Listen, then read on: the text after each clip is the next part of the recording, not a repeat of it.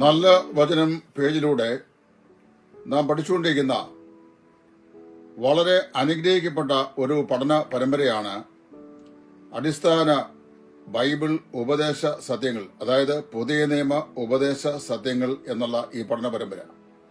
ഈ പഠന പരമ്പരയുടെ 9ാമത്തെ എപ്പിസോഡിലേക്ക് നിങ്ങൾക്കെല്ലാവർക്കും ഹാർദവമായി സ്വാഗതം.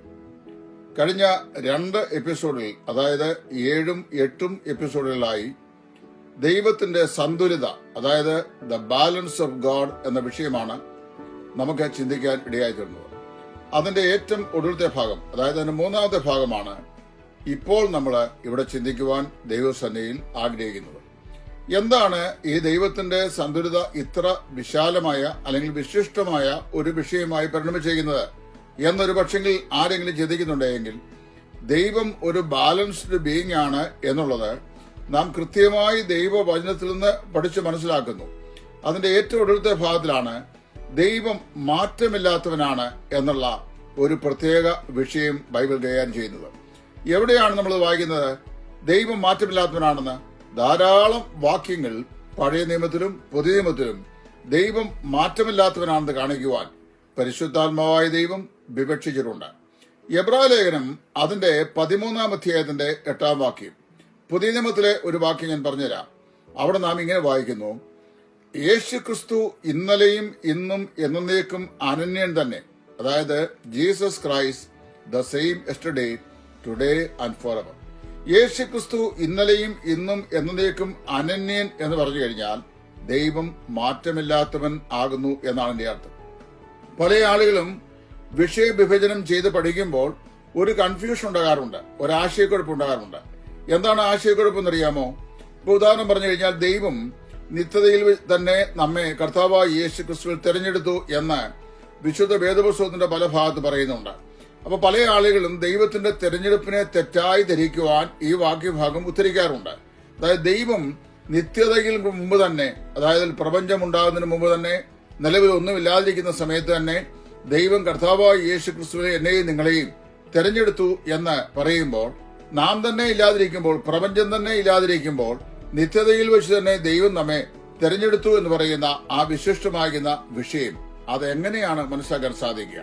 ഇത് മനസ്സിലാക്കാനായിട്ട് ഒരു ദൃഷ്ടാന്തം ഞാൻ പറഞ്ഞ് മനസ്സിലാക്കാം. അതായത് ഈ എബ്രായർ 13:8 പറയപ്പെടുന്ന ദൈവത്തിന്റെ മാറ്റമില്ലായ്മ പഠിച്ചാൽ നമുക്ക് ഈ തെരഞ്ഞെടുപ്പിനെ സംബന്ധിച്ച് മനസ്സിലാക്കാനായിട്ട് സാധിക്കും. അതെങ്ങനെയാണ്? യേശു ക്രിസ്തു ഇന്നലെയും ഇന്നും എന്നേക്കും അനന്യൻ തന്നെ എന്ന് പറഞ്ഞു കഴിഞ്ഞാൽ ദൈവം എന്നും വർത്തമാനകാലത്തിൽ സ്ഥിതി ചെയ്യുന്നവനാണ്.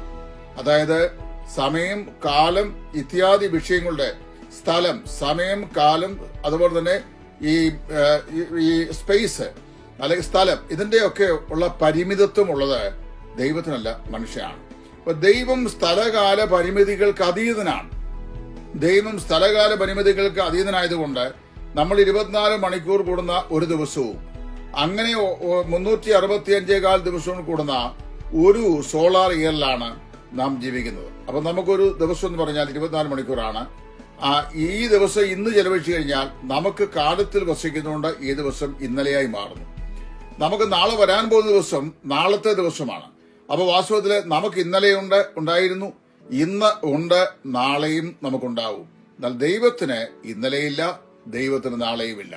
ഇതാണ് അവിടെ എബ്രായ ലേഖനക്കാരൻ പറയുന്നത്. യേശു ക്രിസ്തു ഇന്നലെയും ഇന്നും എന്നേക്കും അനന്യൻ തന്നെ എന്ന് പറഞ്ഞാൽ God is always existing in today. ദൈവം എന്നും വർത്തമാനത്തിൽ മാത്രം സ്ഥിതി ചെയ്യുന്നവനാണ്. അതുകൊണ്ട് ദൈവത്തിന്റെ ആ പ്രത്യേകമാകുന്ന അനന്യത്വം, അതായത് മാറ്റമില്ലായ്മ, ഹോശേയ പ്രവാചകന്റെ പുസ്തകത്തിൽ പറയുമ്പോൾ ഇസ്രായേലിന്റെ ബന്ധത്തില് ഇതേ ആശയത്തിൽ ദൈവം ഒരു പ്രഖ്യാപനം പറഞ്ഞിട്ടുണ്ട്: യഹോവയായ ഞാൻ മാറ്റമില്ലാത്തവനാകിയാൽ യാക്കോബിന്റെ സന്തതിയെ നിങ്ങൾ മുടിഞ്ഞു പോകുന്നില്ല. യഹോവയായ ഞാൻ മാറ്റമില്ലാത്തവനാണ് എന്ന് പറഞ്ഞു കഴിഞ്ഞാൽ അവിടുന്ന് ഇന്നലെയും ഇന്നും എന്നും അനന്യനാണ്. ദൈവത്തിന് ഇന്നലെയില്ല, ദൈവത്തിന് നാളെയുമില്ല. അപ്പൊ അതുകൊണ്ട് ദൈവം എന്നും ഇന്നിൽ സ്ഥിതി ചെയ്യുന്നവനാണ്. നാം ആകട്ടെ ഇന്നലെ ജീവിച്ചു, ഇന്ന് നാം ജീവിക്കുന്നു. നാളെ ദൈവം നമ്മെ അനുവദിച്ചാൽ നാളെയും നാം ജീവിക്കുന്നു. ദൈവത്തിന് അങ്ങനെ സ്ഥലകാല ഭേദങ്ങളുള്ള വ്യക്തിയല്ല. അവിടുന്ന് മാറ്റമില്ലാത്തവനാണ്. അവിടുത്തെ കൃപകളും മാറ്റമില്ലാത്തതാണ്. അവിടുത്തെ സ്വഭാവത്തിനും മാറ്റമില്ലാത്തതാണ്. അവിടുത്തെ നിർണയങ്ങൾക്കും മാറ്റമില്ലാത്തതാണ്. ഇപ്പൊ ദൈവത്തിന്റെ സ്വഭാവം മാറ്റമില്ലാത്തതാണ്, ദൈവത്തിന്റെ പ്രകൃതിക്ക് മാറ്റമില്ലാത്തതാണ്, ദൈവത്തിന്റെ പ്രവൃത്തികൾക്ക് മാറ്റമില്ലാത്തതാണ്, ദൈവത്തിന്റെ നിർണയങ്ങൾക്ക് മാറ്റമില്ലാത്തതാണ്. അപ്പൊ ദൈവം സന്തുലിത ബീയിങ് ആണെന്ന് പറയുമ്പോൾ ദൈവം മാറ്റമില്ലാത്തവനാണ് എന്നാണ് നമുക്ക് മനസ്സിലാക്കുവാൻ സാധിക്കുക. തുടർ വിഷയങ്ങൾ വരുന്ന എപ്പിസോഡുകളിൽ വീണ്ടും നമുക്കിതുപോലെ പഠിക്കാം. ദൈവം നമ്മെ സഹായിക്കട്ടെ.